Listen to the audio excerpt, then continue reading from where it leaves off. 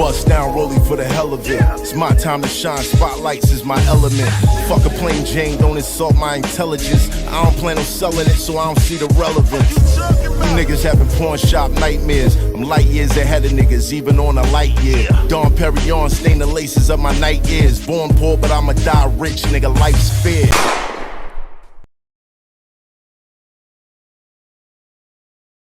I don't understand that though. I found my tribe. I think I don't understand it. Like, how could you not like people, but the career that you have is based off of people? Man, God bless purchasing me, bro. your yeah, art. So you say what up to your fans and be like, fuck out my face. Nah, I don't do that. I don't do that. Yeah. I don't do that. You don't like people. Nah. What you mean by that? I appreciate and I'm grateful for what they have provided me, right? Because obviously, it's a transaction as well.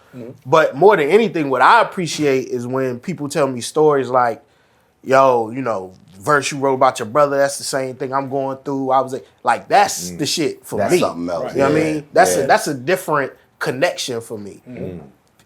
Past that, bro, like it's like, yo, thank you, appreciate it. Yeah. Nigga, I'm out. Yeah, there's a difference. I think it's a difference between like there's a quote I read. It was saying like, you know, the struggle of an artist is the struggle between having something to say, like wanting to say something, and wanting to hide.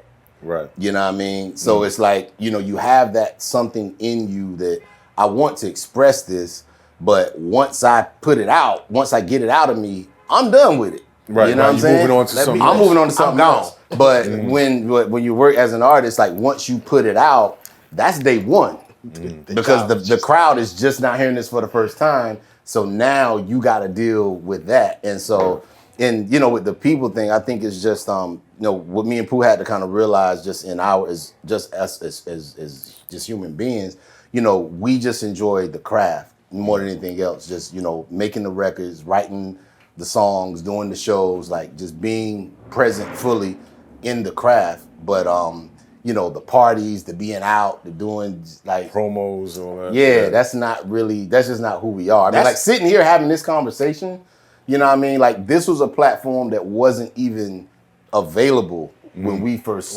was coming out. You know There was what I no mean? podcast, period. None. You know what I mean? Radio That's where we shine, baby. We shine on podcast. Yeah, so like this right here, like we do this shit all day. We just chopping it up, Yeah, you know, we drinking. barbershop. Yeah, you know what I mean? It's barbershop shit. But just, you know, it took a while for this kind of paradigm to be available for artists like us. And so now that it is, you know, we're able to flourish because we have platforms that meet us where we are. Right. Like it's super tough when you're a person who just move forward.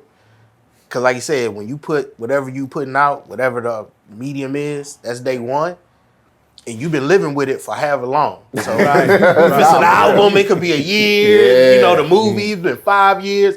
So you've been living with it for that long. So once you put it out, you like, oh, finally this shit is off my plate. Right. Okay, what I'm about to put on my plate next? You can't do that. Because people like, nah, nigga, this on our plate now. Like, what we, You just getting started. and, for real. And it's hard for you to move forward because you have to keep going back to that thing that you've been living with for that amount of time. And it's just like, oh man, shit, here we go again. Bro, I never forget, I never understood it until I got really in the game. But when Andre 3000, I forgot where he was on and he was doing Hey Y'all. He was like, hey y'all for the millionth time, god damn it. Yeah. I remember that. I was like, yo, what the fuck? But I get it.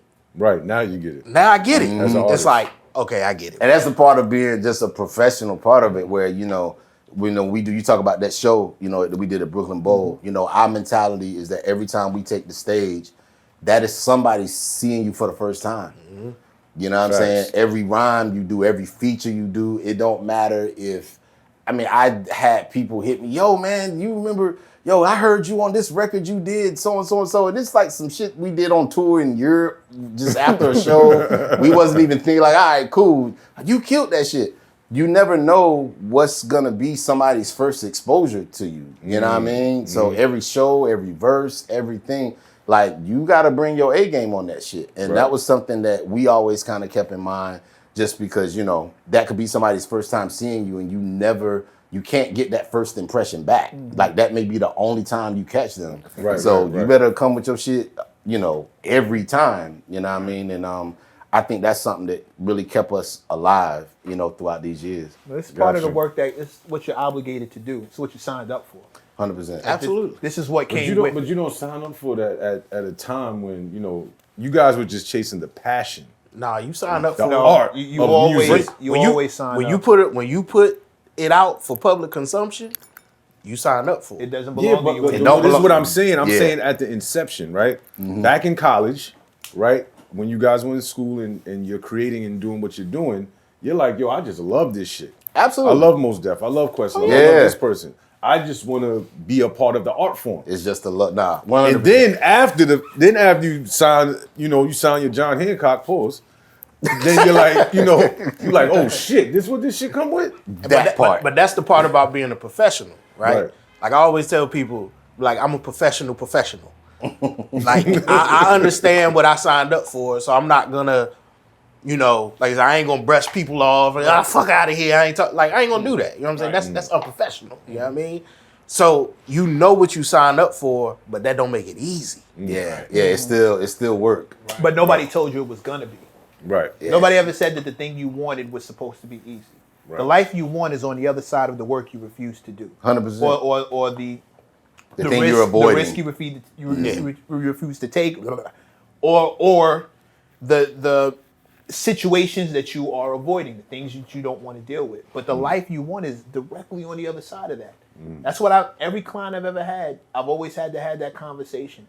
It's not, no one said you get to be comfortable. Success doesn't come to the comfortable. That's not how that works. No, it doesn't. You don't get to comfort your way into success. All the greatest successes have had stretches and are still having stretches where they are extraordinarily uncomfortable. Michael Jackson, Prince, the best you can name, they've had spaces where they were just not comfortable. It wasn't okay for them. Nah, us making this doc. Introverts. Shit, yeah.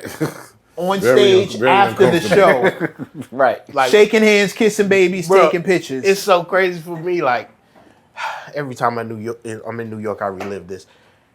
He's traumatized. No, legit, guys. Not now, but I used to have terrible stage fright, right? You know what I'm saying? Like terrible. Man, you picked a fucked up job. Fucked up job. You picked the worst job Hey, ever. the job picked him. And of course, our first headliner show, New York City, SOBs. I'm on stage, and my thing, like, I used to be, if I look you in your eyes, and we make eye contact, it's a fucking rap. Like I'm lost, right? And I looked at somebody, and it was a rap. Like we doing the song, we performed. I think that was like one of the first It was times one of the first times we ever did it. So I'm shaky on remembering the lyrics and shit. And I looked somebody in the eyes, and that turned into the worst fucking 40 seconds of my life, man. Like, Yeah. and now that made me better. It Right, made me right, better. right. But it was very uncomfortable. But it was so fucking uncomfortable. Right. Shit, fat beats. Fat Beats, yeah. We were Yeah, doing the in-store we Fat doing the Beats. in-store. Fat Beats. Yeah, man. The New York brand. Yeah, the New York one. New Yeah, York yeah. nigga threw on the record. We don't never perform. I was like, holy shit, I don't know this. But they knew it. Yeah. Had me really looking crazy. But it was just I had to work through it. But once What's your again, technique now? I look at the top of people's heads. That part. That's the trick. same That's the shit. one. Yeah, you gotta look at Sarah. You catch them on the forehead. Like you Well, it's can't. better when the light is shining on you can't see nobody. That part. It doesn't even matter. I'm looking at the top of your foot. I don't give a fuck if you right in front of me. I'm looking right past you. Like, and I have to do that because if we catch eye contact and you rapping to me, it's a rap.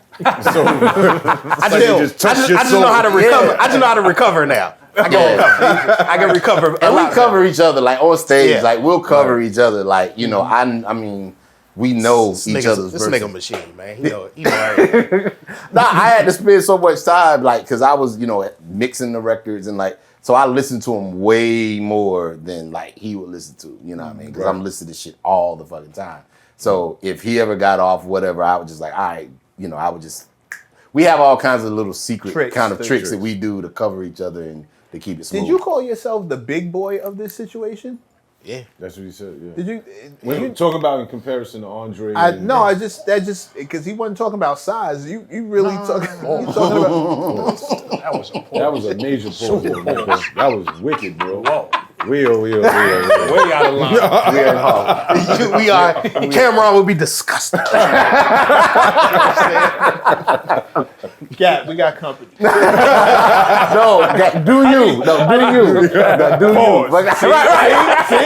See how fast that happened? It took no time. I'm trying to help you. You want to bring the debauchery in, bro?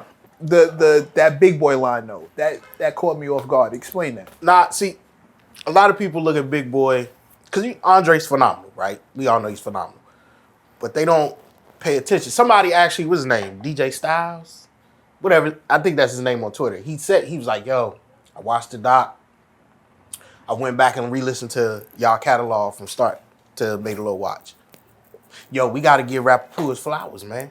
We've been doing them wrong because when you standing next to somebody, you know, considered one of the greats of our generation, nigga, it's what you supposed to do in that situation? Like you do you, but everybody's comparing me to him.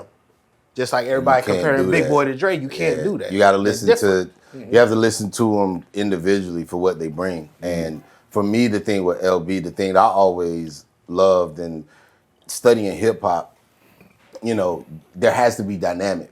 You know what I'm saying? You can't have two sledgehammers.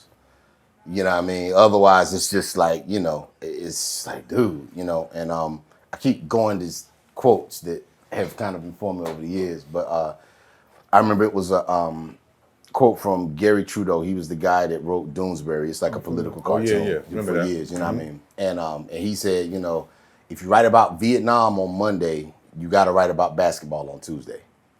And what he was saying was like, listen, if you're gonna be just so heavy, you know, with something like Vietnam on Monday, Tuesday comes around, you got to take your foot off the neck of the audience and talk about something else, or else your original impact from talking about Vietnam is going to be lost. Because if it's just Vietnam, it's like, nigga. Turns into white noise. It turns into white noise. It's like, nigga, we get it, okay? Where my dogs at? Yeah, welcome me back. Where my dogs at? Yeah, welcome me back. Where my dogs at? Yeah, welcome me back. It's 9 niggas single again. Yeah, I'm single. In the club tryna mingle. Fuck relationships cause a nigga never been full. Can't have just one like a Pringle. So I'ma keep it simple, listen here. Icy on my wrist aware. No guilt, I'm in the clear. Photos of my ex on my Instagram disappear. Yeah, I'm single. In the club tryna mingle. Fuck relationships cause a nigga